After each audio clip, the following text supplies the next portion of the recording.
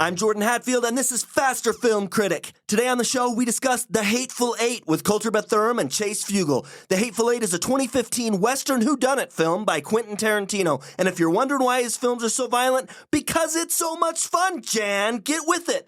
This film stars Samuel L. Jackson, Kurt Russell, Jennifer Jason Leigh, Walton Goggins, Damien Bashir, Tim Roth, Michael Madsen, Bruce Stern. Get in. We're going cinephiling.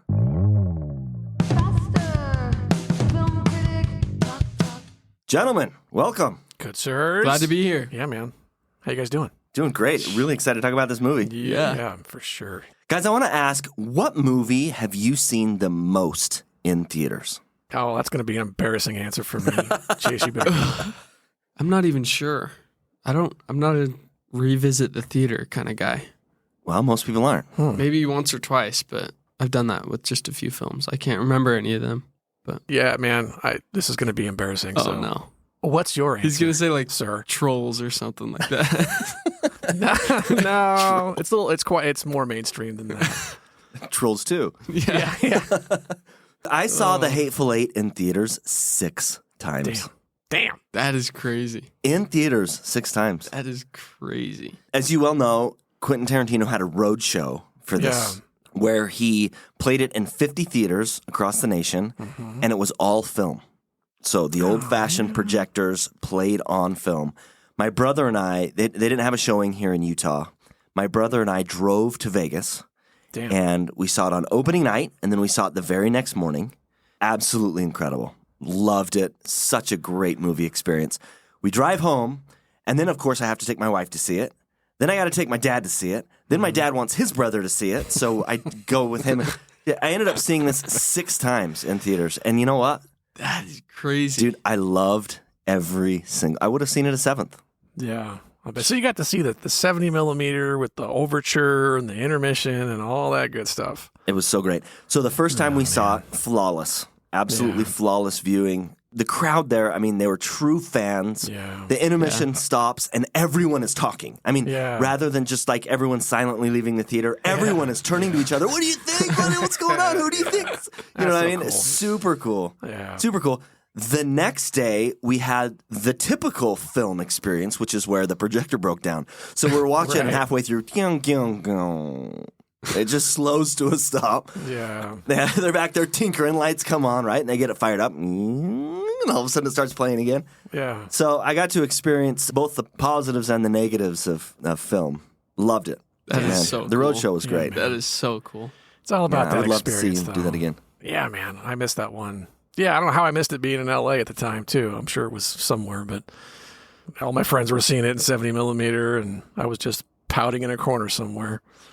It was a really, really cool experience. And for those who don't know, the Ultra Panavision 70 millimeter that was done for the H8ful Eight was pretty special. I don't think most people are paying attention or care, but anyone out there who's truly a fan of movies, it's a big deal. Yeah, so these lenses, these anamorphic camera lenses, were only used for 10 films between 1957 and 1966. You know, 2 of the big ones were How the West Was Won, It's a Mad, Mad, Mad, Mad World.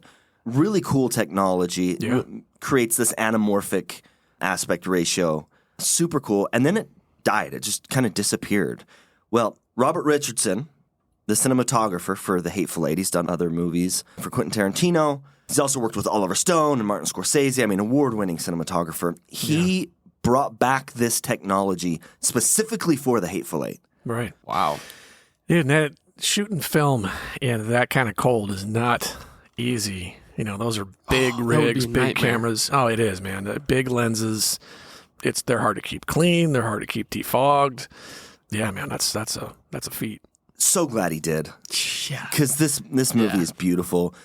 Most of this movie takes place inside of the haberdashery. Yeah. But there are some scenic shots, and they're just really cool. Yeah. Really cool. Even inside the building, inside the haberdashery, it's incredible. Looks beautiful. But It seems like he takes a little bit more of a cinematic approach with this film more than any of his others before this. Yeah. A little bit less like, I mean, there's kind of 2 schools, 2 camps on this. There's folks that think that this is the least visually striking of his movies. And then there's the camp that, you just mentioned. There's the camp that you just mentioned where it's a lot more cinematic, part and parcel because of how he chose to shoot it on 70 millimeter film with those cameras that are kind of notoriously difficult to work with. It's not a Kill Bill where it's like flashy colors and big set pieces with a lot of choreography. You know, when you're going to shoot primarily in one location, you've got to be really clever about how you decide to move the cameras, how you block the actors, and you have to get a sense as a viewer that you physically kind of know where everything is in that room in relation to the characters and what's going on. And it's primarily shot indoors, but the outside stuff is exactly how you put it. It's extremely cinematic, and it's really cool. You know, I love that Quentin Tarantino was such a film guy. You know, I love that about him. Christopher Nolan's another one that really pushed the industry to appreciate film and shooting movies on film. But with the Ultra Panavision, it was brought back by Robert Richardson and Quentin Tarantino for the H8ful Eight. And since then, it's been used on Rogue One and Avengers Endgame. I mean, I think that's really cool. I think it's really cool. You talk about Tarantino being such a passionate director, pushing the industry in different directions. One critique I've heard people say about this film is they feel like it's so self-indulgent. But that's something I love so much about Tarantino, is how passionate he is. How much he just puts what he wants to see on the screen. Yeah. And his movies wouldn't be the same if it didn't have that passion behind it, that nerdiness. Yes. I've heard Tarantino say, I don't make films for you, I make them for me. You can tell. That mentality drives him to create a wonderful product every single time. Every time, dude.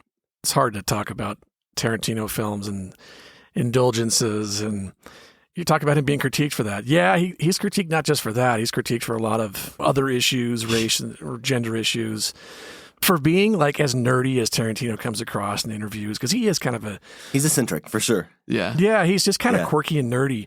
But for being kind of the way he is, dude, you can tell there's like this childlike excitement about every story that he approaches telling, man. It's like, you know, he is almost responsible for making the coolest movies of all time, in my opinion. You can say that again. Yeah, dude, because he just, man, there's his music matching, his shot selection, the energy, the pacing, the characterization is wholly unique. I mean, you could say that Scorsese and him kind of have some parallels in terms of how they approach the characters in their movies. But Tarantino, man, it's hard not to talk about his movies without kind of being infected by his love and his dorkiness for this stuff, man, because he just infuses every one of his movies with the perfect amount of influence, whether it's Japanese samurai, westerns, crime stuff, unparalleled. There is not a more stylish filmmaker that has existed.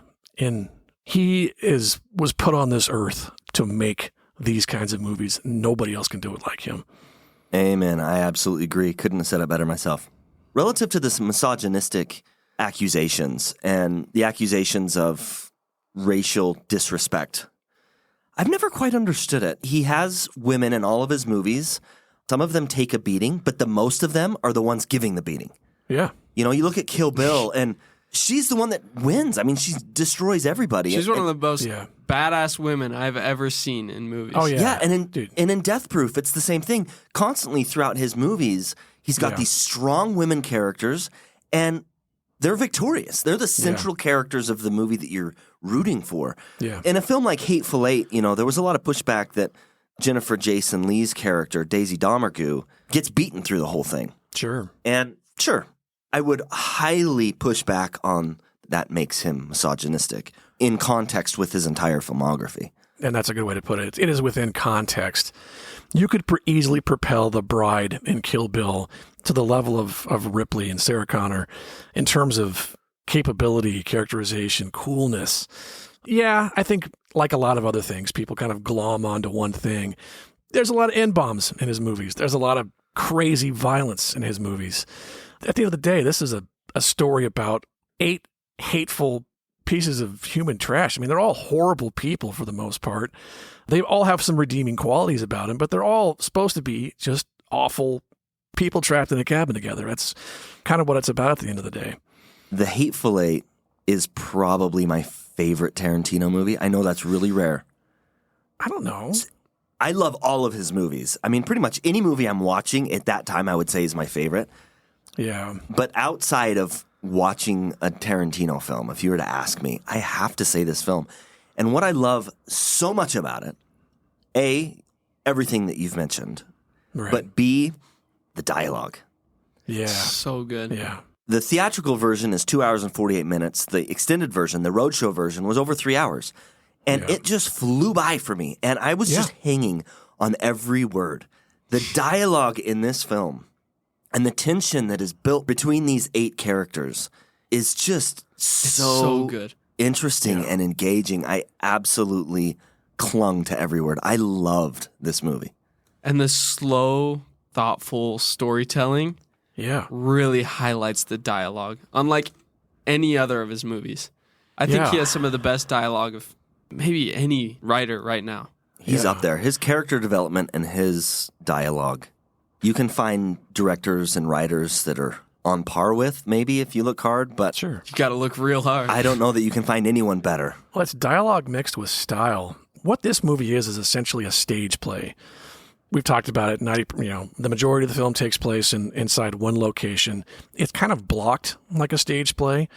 He's using that old school like split diopter in some scenes where you've got 2 characters in the foreground that are in focus, and then 2 characters in background that are in focus. And you can tell it's a real practical effect, because right in the middle of the frame, you can see where the background is fuzzy for one side and clear for the other, which is an old school film technique. And it's also cool. kind of, it is cool, man. It's also how you block a good stage play so that the audience can see what's going on, whether it's something minimal that's contributing to the story that's just a little bit beyond reach, or your attention is split between what's going on right in front of you and what's going on in the background on top of that. So, and the dialogue has to work that much harder because it's sort of formatted like a stage play. So that combination of like super well written, clever dialogue mixed with his style is just, man, chef's kiss, dude. Just that split diopter you were talking about.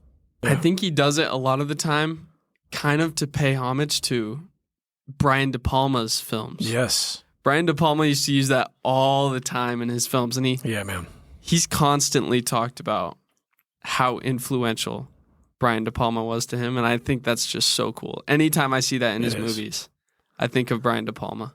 That's another reason to love Tarantino, is you watch his films and he pays homage to the greats that came before him. Yeah. And so you notice little things here and you notice little things there about different movies that he loves and different filmmakers that he loves and different characters and actors that he loves all the way through. And for someone who loves cinema and notices that stuff, it's just little nuggets of gold sprinkled throughout all of his movies. It's so great. That's a good way to describe it. And never are they cheap or forced. Yeah. Ever. I don't know that we can heap any more praise on Tarantino. He's just one of the best. Whether you like him or you don't, it is very difficult to argue that he is not one of the best filmmakers out there today. Yeah.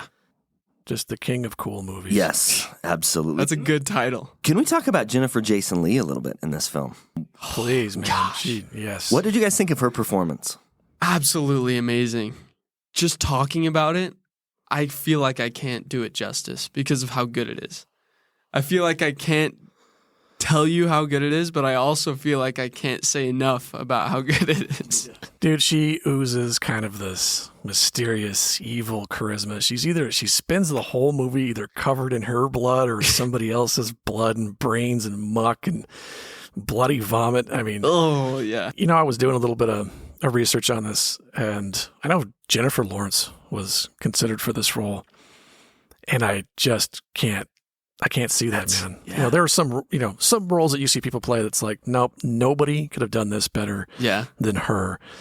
And she's just a kind of an evil delight, as is the case with all of these characters during this movie. You're in their corner sometimes, and then you're not, and then you're in this person's corner, and then you're in her corner, and then you're back to this person, and it's like, it's got that Clue aspect where you're not sure really what's going on with anybody, what the end game is here, and it like a lot of Tarantino films, it never plays out the way that you think it's going to. Different than Clue. In the movie Clue, you're looking for the bad guy. Sure. In this movie, they're all bad guys. There is no good guy. Tarantino takes 8 bad guys and throws them into a room together, and then you just watch what happens. Like, there is no moral sinner. There is no protagonist here. No. It's a bunch of antagonists antagonizing each other until the very end. Yeah. Alicia Vikander won the Oscar for her performance in The Danish Girl in 2016 for Best Supporting Actress. All the credit in the world to her. I'm not saying she doesn't deserve it. She was fantastic in that film. She's a fantastic actress. But Jennifer Jason Leigh in The H8ful Eight, in my opinion, gave the best performance of the year in a supporting role. There are 4 scenes in particular in this film that just give me goosebumps. I've seen this film now dozens of times. At the very beginning, she's riding in the carriage. Samuel L. Jackson strolls up, and he's having a conversation with Kurt Russell. And she leans out the wagon, and she blows a snot rocket.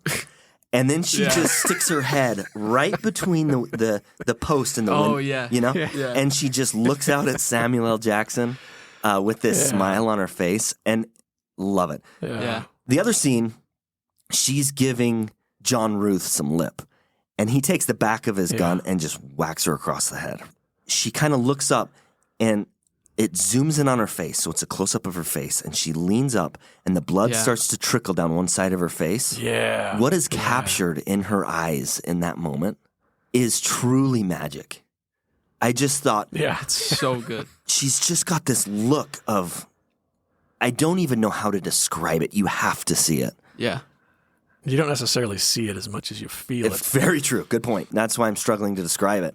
Yeah, the third scene, which is my favorite of the 3, they're in the carriage with Samuel L. Jackson and Kurt Russell. And again, she's talking some smack, and John Russell elbows her in the nose really hard. And she leans down, and her nose is bleeding. And as she looks up, she's got such a twisted look. And she slowly licks the blood that's dripping her out of her nose. And she blinks, and then she just starts to smile in a way that, again, I can't describe it. You just have to see it. Yeah. So good. It's so good. And it's so subtle. These things that she's doing are so subtle, but they are so impactful. She is absolutely fantastic in this role.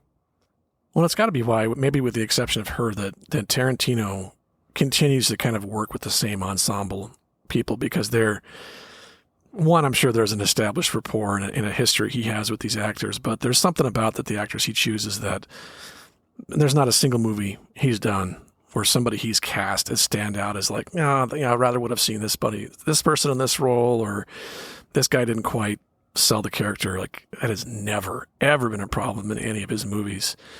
Kind of a strange thing about this one that I wanted to ask you guys. In my opinion, there's only one character that has anything resembling an arc in this movie. And I'm curious to see if one of you guys agree with that, and who would you say that would be? I would say it's Sheriff Chris Mannix, Walton Goggins. Same. Yeah. Same. He's the only guy that that has any kind of transformation in terms of his character. So let me question you here. Is it a transformation, or is it a discovery? Is it a reveal? Not to him, but to us as the audience. Yeah. No, it's a good point. Transformation was not the right word. I think it was circumstantial, to be honest. We still don't know at the end of the movie if he's actually supposed to be the sheriff of Red Rock that he's claiming to be. You know, it's hard to trust and believe any of these characters, maybe with the exception of Marquess Warren, played by Sam Jackson. Everybody else, you kind of question their authenticity. John Ruth, maybe not so much, Kurt Russell's character, the bounty hunter. But Goggins is obviously this very diehard South. The storyline of this picture takes place shortly after the conclusion of the Civil War.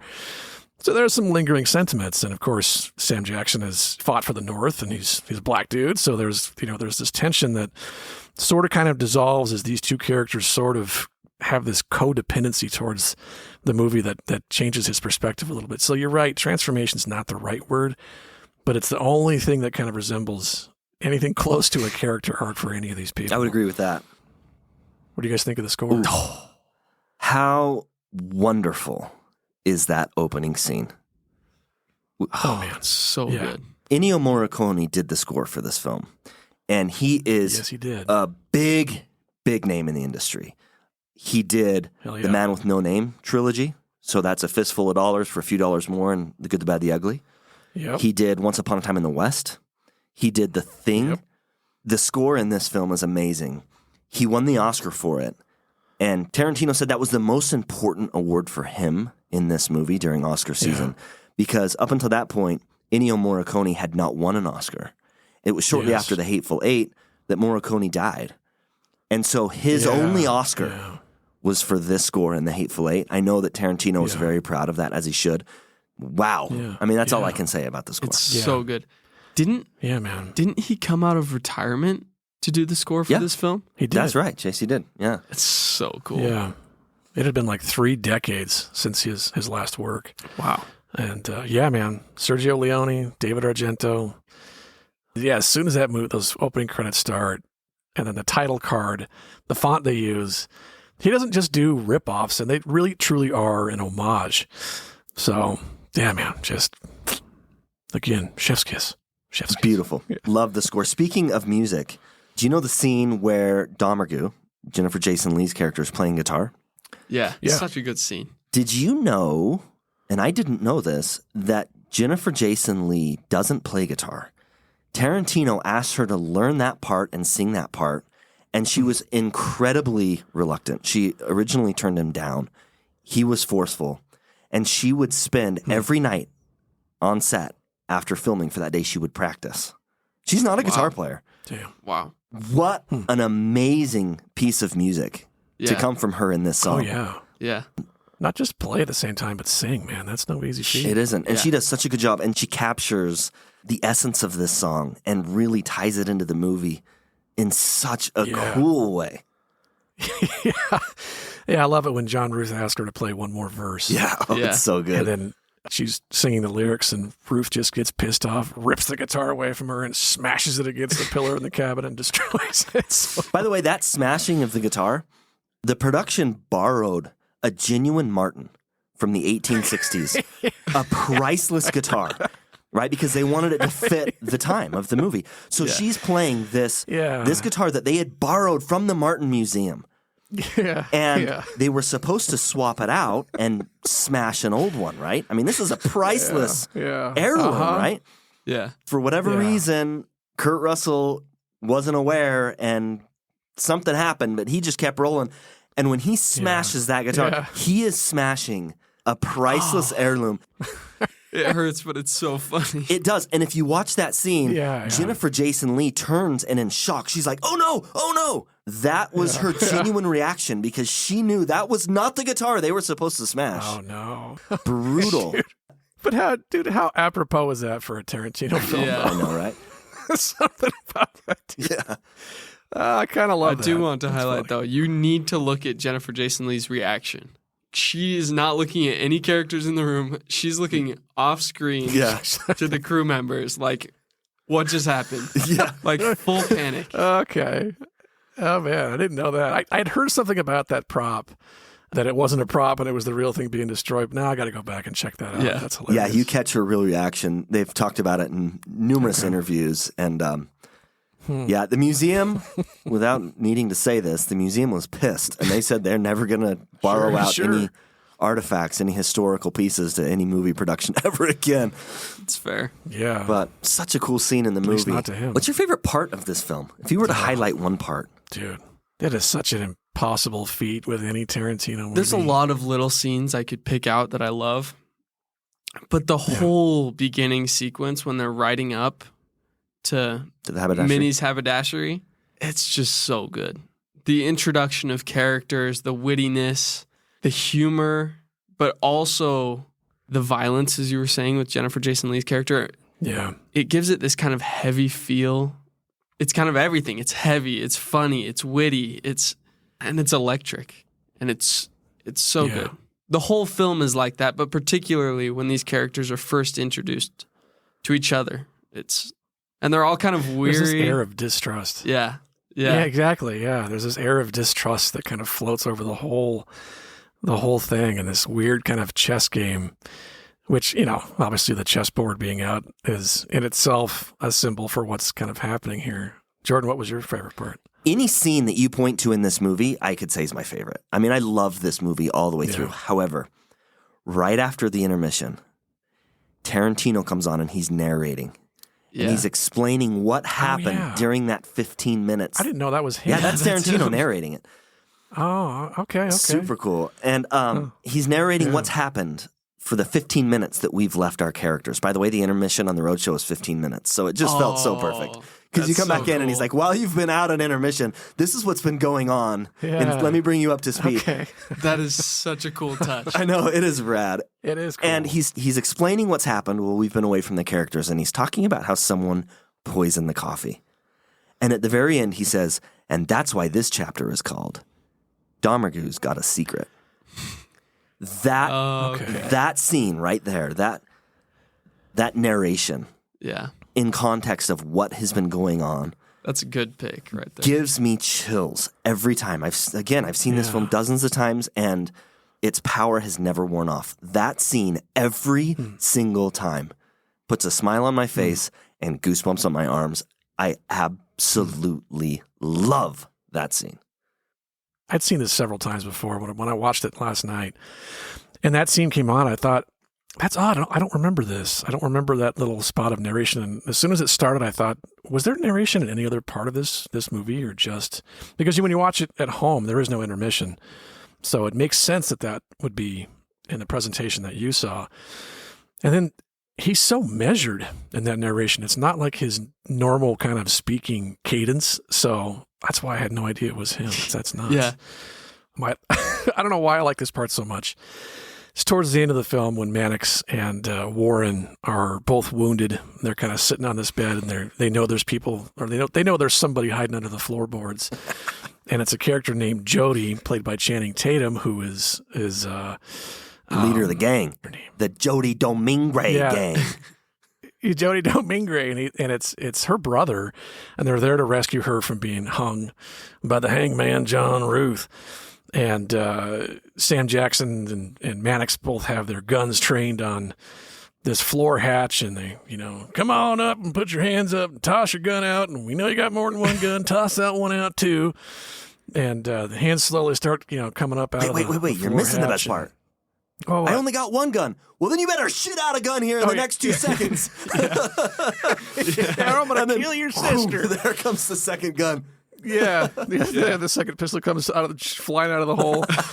They're in this weird kind of position in which the brother and sister are claiming that they got a gang of 15 killers heading their way, waiting for them in Red Rock. And if you spare us, well, you can take these two and collect the bounties. And the whole time I'm thinking, man, if I'm this guy and that dude pops his head out of the hole, I'm just gonna canoe the top of this guy's head with my 6-shooter. So Jody's, mid-sentence, and Sam Jackson just does just that and just blows this guy's head off, showering his brains and blood all over his sister's face. Yeah, I know it's horrible that I'm laughing at this, man, but it's so there's something so satisfying about that. Yeah. I just thought, and all that tension kind of goes away, but then the tension in this movie is like a tide. Yeah. It flows in, and then it kind of washes out, and it flows back in. So there's he does tension so masterfully in all of his movies, and it seems like it's something he's gotten better at over the years. But that was it for me. It was just one of those little character moments that just kind of, as soon as it happened, I just kind of burst out laughing and thought, yep, that's exactly what Warren's character would do in this situation. So.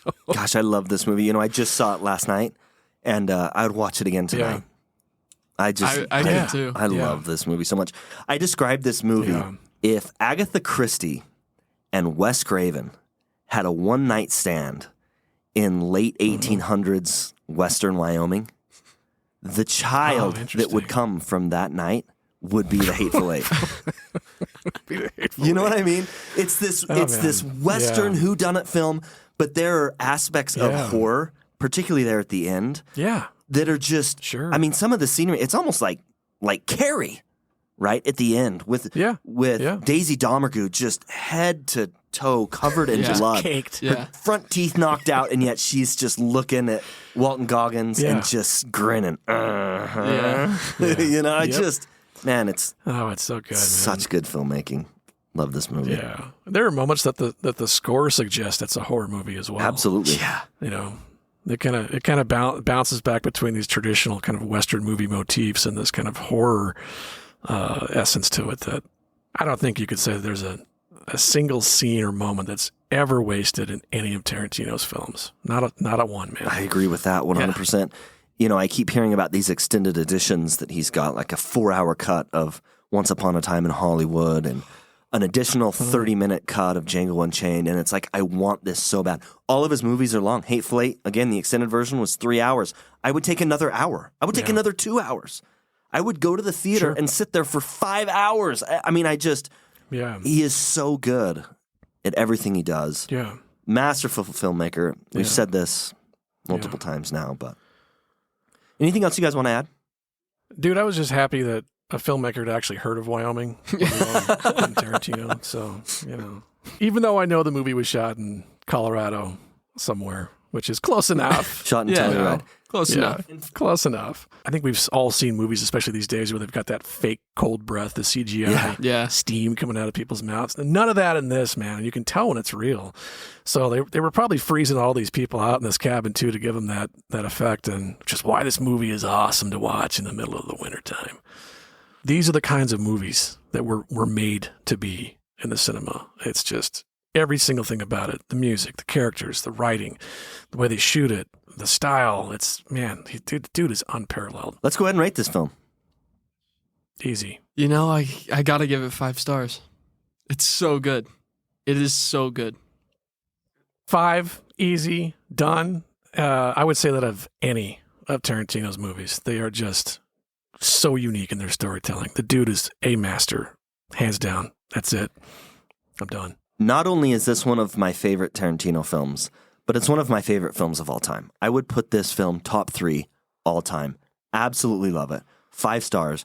And this is the first time that we've all unanimously rated a film a 5. This is true. No better film to hit that mark with than this one. Agreed. Yeah. Agreed. And a good time of year to watch it with a cup of unpoisoned coffee. If you have not seen this film, oh my goodness. If you haven't seen this film in a little while, do yourself a favor. Cuddle up next to a fire, a big blanket.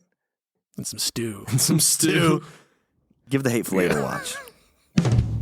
If you love the intense claustrophobic feel and tension of the H8ful Eight, I would definitely recommend Quentin Tarantino's debut film, Reservoir Dogs. It's from 1992, and it's an excellent chamber film. If you're into morally ambiguous characters trapped in a pressure cooker, Reservoir Dogs is an absolute must-watch. Thank you for listening to Faster Film Critic, and please tune in next week when we discuss Gladiator 2, Ridley Scott's daring return to ancient Rome sans Maximus Decimus Meridius. You can also follow us on Letterboxd, Cinetrack, and Instagram. Email us at fasterfilmcritic@gmail.com. Hit us up if you have any questions, comments, feedback, or review requests, and don't forget to share this episode with your movie-loving friends.